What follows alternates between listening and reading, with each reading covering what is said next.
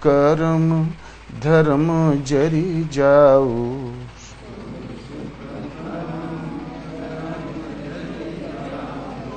जहाँ न राम पद पंकज भाऊ।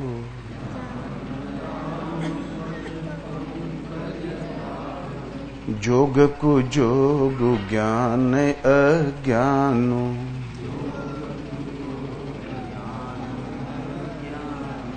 जहाँ न राम प्रेम परधानु।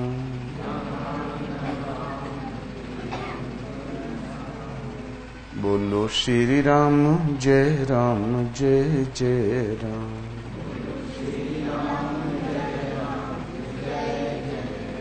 बोलो श्री सियावर रामचंद्र की जय। वह सुख, वह धर्म और उस कर्म में आग लग जाए जहां राम पद पंकज भाव। राम उन परमात्मा के चरणों में श्रद्धा नहीं हो।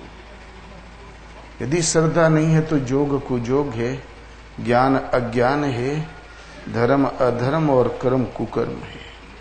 तो रामचंद्र के भजन बिनु जो चह पद निर्वाण। ज्ञानवंत अपि शोपि नर पशु बिनु पूछ बिखान।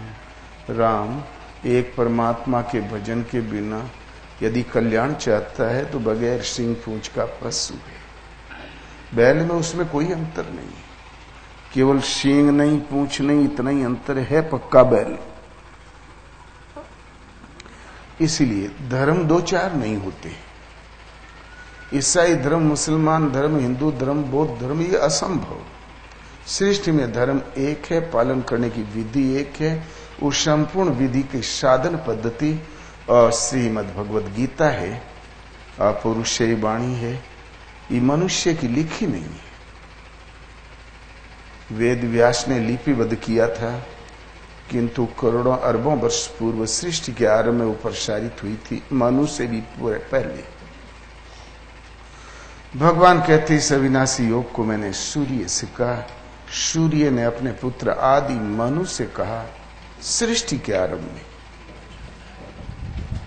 तो भगवान के श्रीमुख का सीधा प्रसारण है।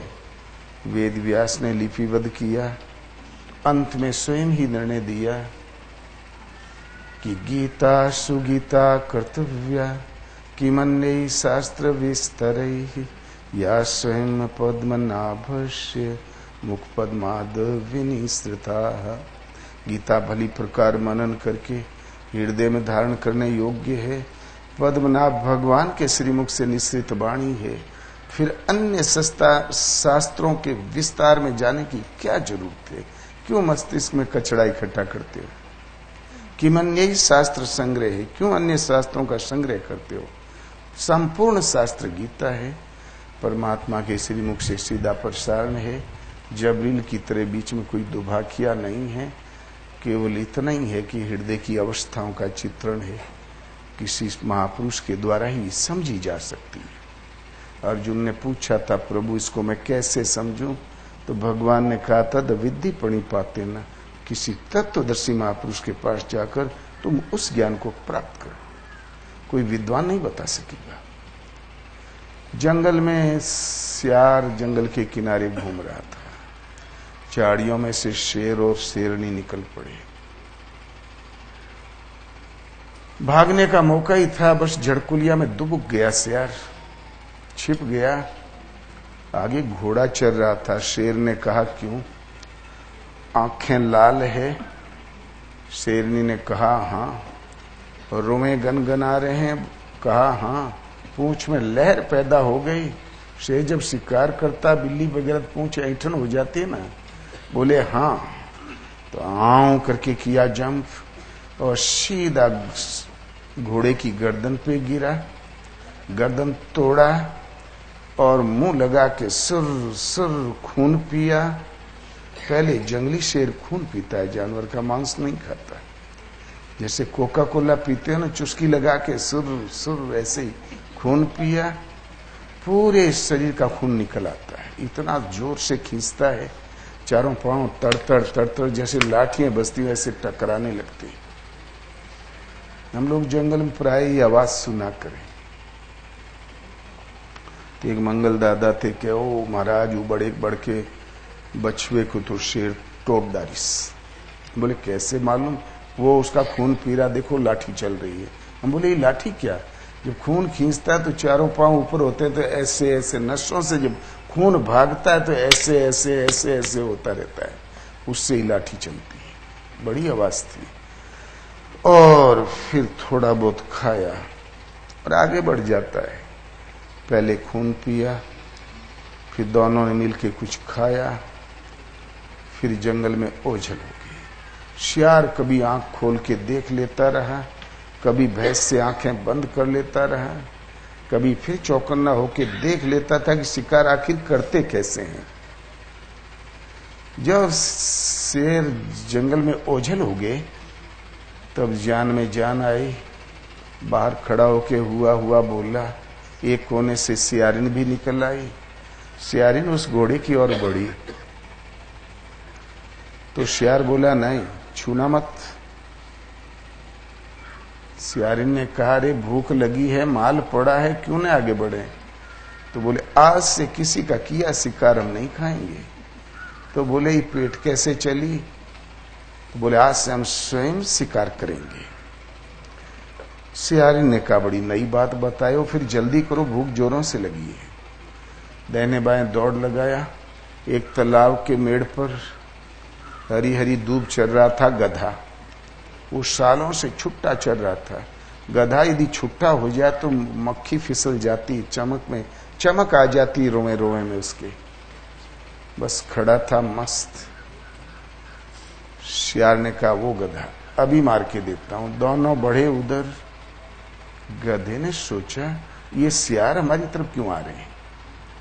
उसने चरना तो बंद कर दिया और सावधान मुद्रा में खड़ा हो गया, मुंह लटका के लालटेन की तरह शांत खड़ा हो गया। तो फिर शियार बोला सियारिन से, क्यों आंखें लाल है? बोले समझ में तो नहीं आती। बोले तुमने अपशुगन कर दिया। कहो हाँ। बोले अच्छा हाँ। रोए गनगना रहे। सियारिन देखे जब हो तब तो। बोले बड़ी देर लगा दी। बोलो हाँ अच्छा हाँ। पूंछ में लहर पैदा हुई। अब सियार की पूंछ में कितनी लहर? बोले नहीं तो। बोले ओ तुमने बिल्कुल अपशुगन कर दिया, भयंकर। अब इनकार मत करना। क्यों? आंखें लाल? कहा हाँ। पूंछ में लहर पैदा हुई? बोले हाँ। रुए गनगना रहे? कहा हाँ। तो शेर ही की तरह से आवाज निकला, यहीं करके किया जंप गधे के ऊपर। गधा एकदम सावधान मुद्रा में सटाक पलट के दो लत्ती झाड़ दिया और गधे की लात बड़े निशाने पे लगती है, सीधा 20 सर में लगी। सर फट गया, दांत निकाल के मर गया। सियारिन बेचारी रो धो के चली गई। देखा देखी साधे जोग, छीजे काया बाढ़े रोग। कोई काम देखा देखी नहीं करना चाहिए। जिस काम को करना हो वहां जाओ, प्लेट साफ करो, चप्पल साफ करो, चाय पिलाओ। गिरफ्त में काम आ जाए तो काम करो, तो धोखा कभी नहीं होता। और दुनिया में चाहे नकल से काम चले, ईश्वर पथ में तो कभी नहीं होता। गुरु बिनु भवनिधि तरहि न कोई। वे महापुरुष कभी समाज में दरार नहीं डाल सकते। ऐसे ही अरब में एक महात्मा हुए हैं, उनका नाम था अकबाल। एक बार ऊंट पे चढ़ के वो गए खुदा के दरबार में। खुदा ने कहा अकबाल अब मैं तुझे क्या दूं? खुदा अपनी खुदाई दे चुका, फिर भी अपने भगत से उऋण नहीं है। उसने कहा मालिक आज मैं सब कुछ पा गया। इस स्तर के वो थे। ऊंट जानवर है, ऊंट भगवान तक कैसे पहुंचेगा? पढ़ती ही कि ऊंट माने उर में सिमट कर, हृदय में चित्त को समेट कर जब आस्ते आस्ते चिंतन उतना उन्नत हो गया सूक्ष्म कि भगवान के समकक्ष खड़े हुए। यही तरीका भारत की साधना का है। वो महापुरुष ने अपनी जो ईश्वर के द्वारा जो अनुभूतियां मिली, साधना में जो उतार चढ़ाव मिले,